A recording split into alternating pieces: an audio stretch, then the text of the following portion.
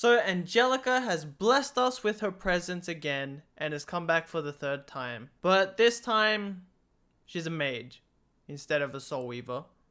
Angel of Light. Where do I begin? She's an incredibly strong unit. She allows a strong initiation, letting her team set up and just take a massive dump on you if you've got nothing to counter her. So what makes her so strong? Her S3 strips 2 buffs without hitting the enemy. She then applies an unbuffable and a silence, rendering the enemy team a sitting fucking duck. It gets better though. Since her S3 doesn't hit anything, you can't dodge it. So you need either very high resistance or you need to proc the 15% chance to just not get debuffed. There's no reason to hold back. She punishes you for doing any sort of AoE too. AoE is short for area of effect, basically meaning everything gets hit. She has a passive that will cleanse 1 debuff, then apply a skill nullifier after the AoE. Now the kit itself is pretty damn busted, but that's not the worst part. Since she's a mage, she has access to a few powerful artifacts that enable her even more. The most commonly used one is Spirit's Breath, which resets cooldown by 1 turn when using a non-attack skill, which is what both of her S3 and her passive do. So she'll be able to almost do her S3 twice in a row. Another one is Edica's Scepter, which has a 50% chance to reduce the cooldown by 1 turn. It works in similar fashion to Spirit's Breath, except it resets the cooldown at the beginning of the turn instead. And the third artifact being a mage's best friend, Targahel, which provides souls for the team so you can utilize soul burn effectively, so she can be your book holder as well. Now I'm sure you can see why she is so strong. At first I was actually quite afraid of her just by looking at her kit and all the things that I kept hearing about her. So I immediately just didn't want to deal with that whole set of chaos. So I made her my permanent pre-ban, so I never had to deal with her. However, since she is now my permanent pre-ban, I had to deal with the very strong Stealth Wombo combo, Spectre Tenebria and Landy. If you let these two through, more likely than not, you're going to end up fighting both of these two together, alongside with Fallen Cecilia, because she enables them so well with her barriers, and Aureus, which mitigates a lot of damage. She's the best tank in the game for that reason, and I still don't fucking have her, man! Landy and Spectre Tenebria are the bane of my existence. For quite a while, I actually had no idea how to fight these two together, because I didn't have Fallen Cecilia to break up that combo and mitigate their extremely powerful damage together. This combo actually gave me so much issues. I was actually hard stuck for a while, so I was not progressing or declining. So because of this, I went back to the drawing board and I thought about what was going wrong and what I could do to change that. I just kept trying to rationalize it in my head. Just figure out how to deal with them, then it doesn't become an issue. But I felt like I couldn't do it without Fallen Cecilia. So I decided to just bite the bullet and change my permanent pre-ban from Angel of Light to Landy. Now that the Landy and Spectre Tenebria combo is broken, that actually didn't stop people from first picking or even second picking Spectre Tenebria. In fact, 80% of my games, Spectre Tenebria was either the first or second pick alongside Fallen Cecilia. Since Angel of Light is pretty new, most people didn't really know how to build her or draft her. People kind of just slapped speed, gear, effectiveness and then call it a day. Though as time went on, people did start to figure out her playstyle, and she became very strong in a hyper aggressive composition. So basically she would initiate it, then they DPS and cycle the hell out of you as much as they can. Dealing with Spectre Tenebria was a freaking nightmare, man. So in the previous episode, I built my Charlotte up to counter both Landy and Spectre Tenebria. And I was actually able to improve her stats as I got better gear because of the monthly hunt event. I didn't have much experience drafting Charlotte, so it was a little bit of a learning curve. But once I got the ball rolling, I fell in love with her kit, man. Extremely fun unit. and very good against Spectre Tenebria. Now it does also depend on the rest of the team and your team as well, but the AoE reach and the self-sustain is incredibly strong against Spectre Tenebria, and I love it. So with the So with the monthly hunt bonus event, I use this downtime from RTA to brainstorm new unique ideas on ways I could build my units, while also improving my gear quality overall. This time around, I focused on 2 hunts, Banshee, and don't laugh, Katie's. I'll explain why. Now, I wasn't just aimlessly farming. I actually wanted all 3 sets from Katie's. And of course, Banshee, I want the lifesteal resists piece and the counter piece. Let's start off with penetration. I wanted to put penetration set on Rylet and Violet, and also gather enough for any future units that I just haven't thought of yet. Violet actually allows for a lot of wiggle room when it comes to using a penetration set and lifesteal set, because his S2 buff actually gives him 15% crit rate, and he also doesn't require insane speed at all. Since his S1 pushes him, there's almost no need for really any speed, and that extra damage, oh boy. Oh, it's amazing. So when it came to Revenge set, I actually wanted to put it on Crow. I wanted to give that a try and see how it would compete with Speed set. Since the lower his HP is, the faster he gets. And then he just runs over people with his horse. Injury set is more of a future investment. Because right now, no one's really using it. But one day, it will become useful. Mark my words. When it came to Banshee, I just wanted to upgrade my gear overall. For example, like Charlotte, Violet, Spectre Tenebria, all that. The ones that are on lifesteal, my support units that needed more resistance, and then for counter pieces as well for any units that I'm using on counter. Originally, I wanted to try Seaside Bellona on injury set, since she'll be able to apply it through her counter and her S3, and constant AoEs. It sounded like a really good idea. Though I ended up liking lifesteal a lot more, because it was a lot more versatile. When people would try to cleave me or do any sort of burst without defense break, she would survive most of the time, and she would actually heal herself up, and I would win just purely based on her surviving. Same against really tanky teams too, because she's self-sustaining. I don't need to worry about being worn out. So I found lifesteal on Seaside Bellona to be beautiful. Climbing from low champion to high champion, I found that majority of the teams that I was actually fighting were pretty much Fallen Cecilia, Landy, Amelia, Spectre Tenebria, and then whatever unit they try to make you force ban, for example like a Straze or something. It's a very strong team composition because it has very fast cycling, a lot of damage, and a lot of self-sustain as well. From Fallen Cecilia's shields, Amelia's very fast turn cycling. Same as Landy, which has really good synergy with Amelia because it also pushes Amelia, so she's just constantly taking turns. Spectre Tenebria, you just can't hit her, so she's gonna be a pain in the ass. It has fast cycling, high damage, and mitigation.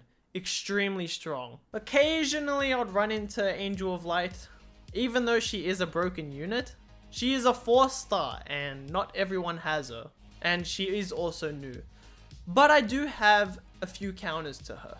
Now I'm pretty proud of my boy Troublemaker Crozet. He is one of my solutions when it comes to dealing with debuffs, since he naturally has really high resistance. His S2 is a passive that is an incredible damage mitigator. He receives 40% of the damage from the back ally, protecting them like they are the president. His beautiful S3 will help cleanse any unit I need to help me in battle. Now, my Troublemaker Crozet has incredibly high resistance, 273%. He's an incredibly strong unit that can play the role of a little bit of a support and being an off tank. Another person who I think does very well against Angel of Light is Mediator Karowick.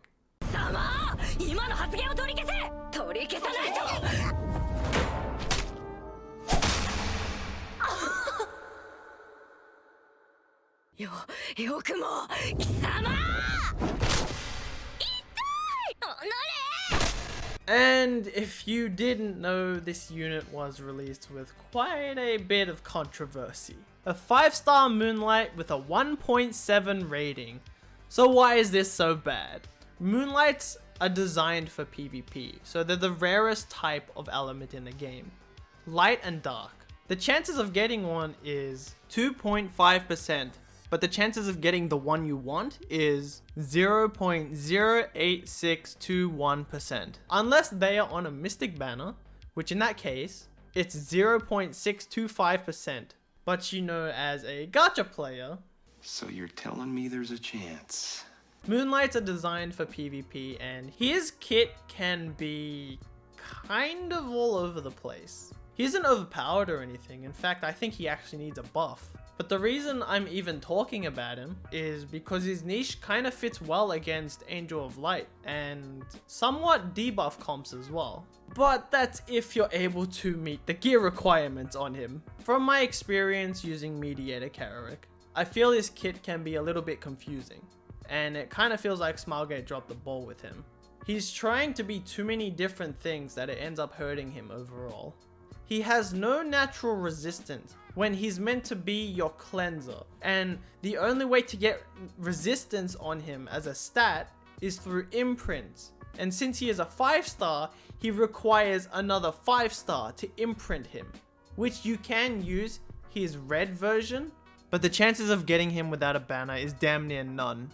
On the upside, since he is a warrior, he can get some assistance with resistance. You can use Struck Gauntlet to help increase resistance by up to 60%. However, this is pretty much the only artifact you can put him in because he has no natural resistance. Having decent speed with high resistance is incredibly hard, and it's a pretty damn heavy gear check. So what does he do? His S3 dispels all debuffs on everyone and gives them an attack buff with a dash of immunity. His S2 provides a barrier that scales off of his max health. S1 pushes the highest combat readiness person on the bar by 15%.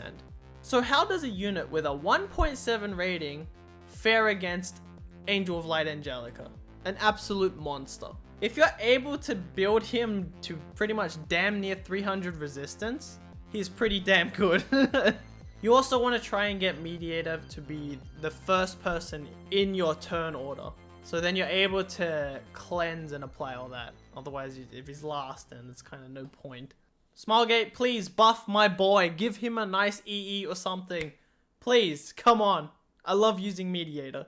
Now, it doesn't mean that these issues were unstoppable and I couldn't do anything about it. It was just extremely hard for me to face. So that was a very long list of the problems I was dealing with when it came to climbing from low champion to high champion, and also my thought process on how I would counter these issues. So how did I deal with it? So when it comes to RTA, drafting is 50% of the battle. It's extremely important figuring out how to counter the enemy's draft. If you draft wrong, you pretty much lose. So let's talk a little bit about strategy and the units I use to climb from low champion to high champion. For PvP, you want at least 2 Aureus holders, otherwise if the enemy picks one, then you're left with no tank. Crow being my first Aureus holder and Crimson Almond being my second Aureus holder, since I don't have Fallen Cecilia. Both of them are extremely good at tanking. For anti-cleave, I would actually use Crow or Crimson Almond, and I would actually pair them with Troublemaker Crozet. They synergize extremely well together actually. Troublemaker Crozet's passive doesn't actually stack with Aureus, it actually takes over it. So the person in the back will share with Troublemaker Crozet, not the Aureus holder.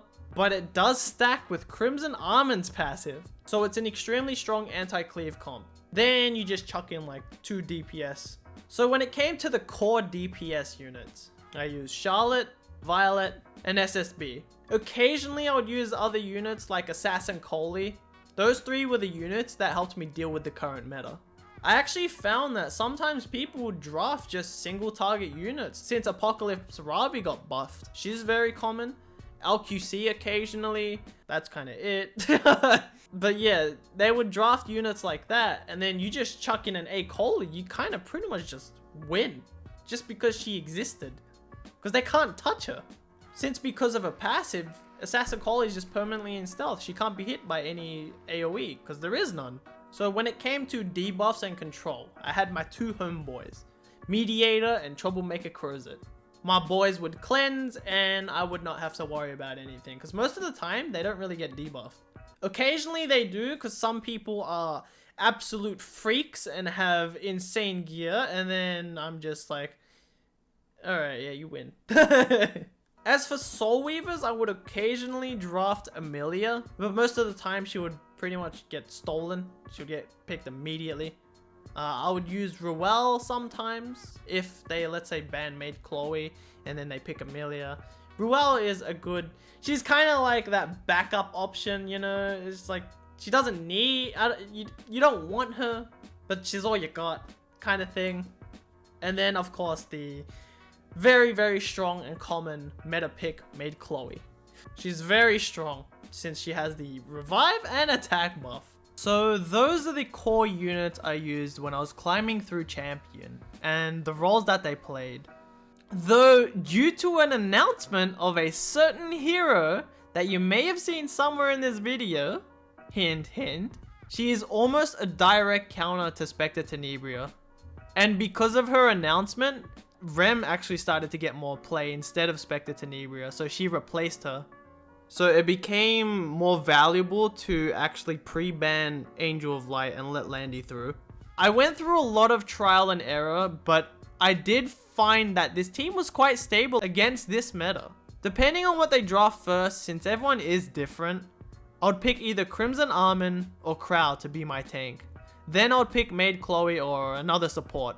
I picked these two first because they're very safe picks, so people don't see my strategy immediately and they are unable to directly counter my DPS. If they go, let's say, Landy, Spectre Tenebria, or in this case now Rem, I'll actually pick Charlotte and Seaside Bellona. I know it sounds bonkers to pick a water unit into a green unit, especially the super strong unit Landy, but because Seaside Bellona is on lifesteal and fairly tanky, all it takes is just one defense break. Charlotte also synergizes extremely well with Seaside Bellona.